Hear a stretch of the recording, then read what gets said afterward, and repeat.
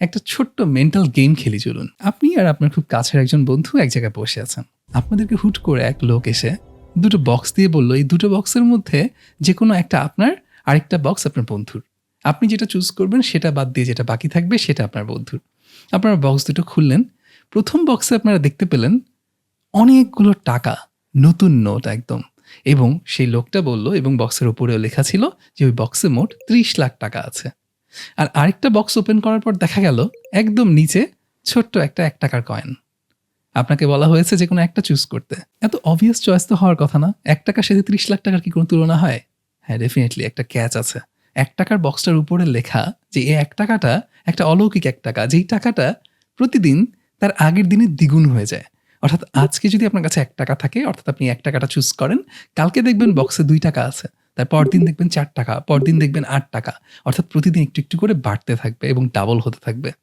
এখন আপনাকে এই চয়েসটা দেওয়া হয়েছে। আপনি 1 টাকাটা নিতে পারেন কিংবা ওই 30 লাখ টাকা নিতে পারেন। আরেকটা ব্যাপার, 1 টাকার বক্সটার উপরে একটা ছোট্ট সতর্কবাণীও কিন্তু লেখা আছে। সেখানে লেখা যে এই দ্বিগুণ হওয়ার যে ক্যাপাসিটি সেটা মাত্র 30 দিনের জন্য। 30 দিনের পর এটা আর দ্বিগুণ হবে না।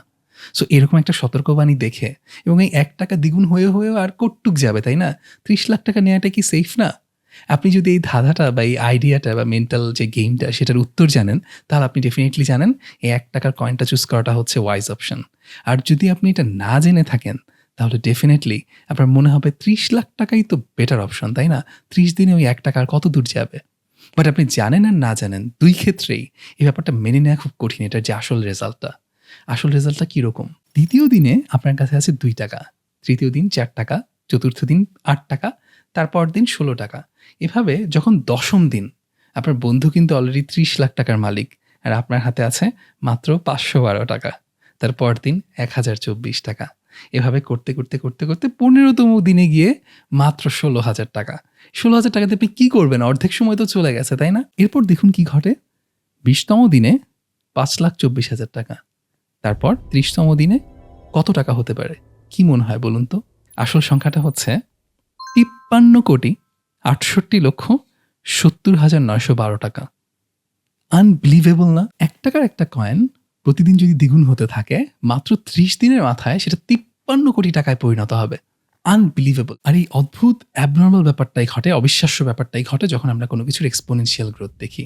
ছোট, ছোট গ্রোথ, কিন্তু যদি লম্বা সময় ধরে হতে থাকে, সেটা একসময় এরকম এক্সপোনেনশিয়াল আনবিলিভেবল গ্রোথ আনে। আর এই যে আইডিয়াটা, অর্থাৎ আসলের সাথে যখন এক্সট্রাটা অ্যাড হতে থাকে এবং সেটার ভিত্তিতে এটা বাড়তে থাকে, এক্সপোনেনশিয়াল গ্রোথ হয়। এই ব্যাপারটাকে কিন্তু ম্যাথমেটিক্সের ভাষায় কম্পাউন্ডিং বলে।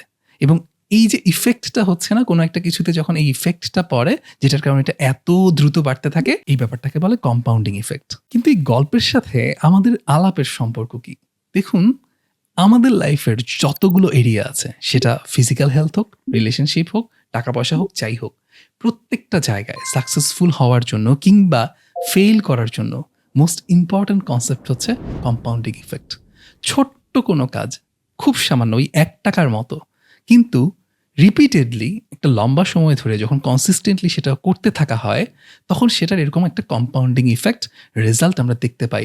সেটা যদি খারাপ হয়, নেগেটিভ কোনো কাজ হয়, সেটার একটা নেগেটিভ বড় রেজাল্ট হয়। আর যদি সেটা পজিটিভ কাজ হয়, তাহলে সেটা একটা পজিটিভ রেজাল্ট আসে।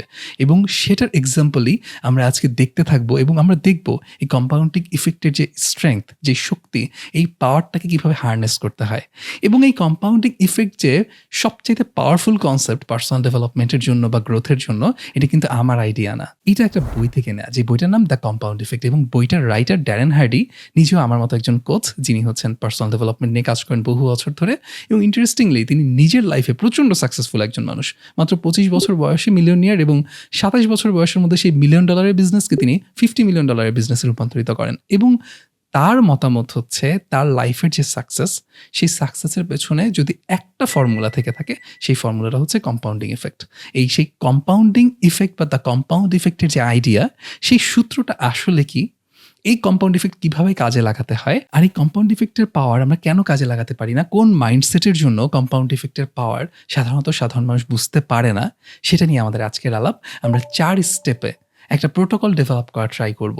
এই কম্পাউন্ড ইফেক্ট বইয়ের প্রথম ২টা চ্যাপ্টারে আমরা যতগুলো লার্নিং পেয়েছি, সেই লার্নিংগুলোকে আমরা কয়েকটি স্টেপে ভাগ করব। মোট ৪টা স্টেপ। এই ৪টা স্টেপের থ্রুতে আমরা কম্পাউন্ড ইফেক্টের পাওয়ার হারনেস করার চেষ্টা করব আমাদের পার্সোনাল লাইফে এবং লাইফের যেকোনো এরিয়াতে ওরকম এক্সপোনেনশিয়াল গ্রোথ যদি আমরা আনতে চাই, তাহলে এই স্টেপগুলো আমাদেরকে হেল্প করবে। তাহলে চলুন শুরু করা যাক। কম্পাউন্ড ইফেক্টের পাওয়ার নিজের লাইফে কাজে লাগানোর জন্য ফার্স্ট স্টেপটা কি?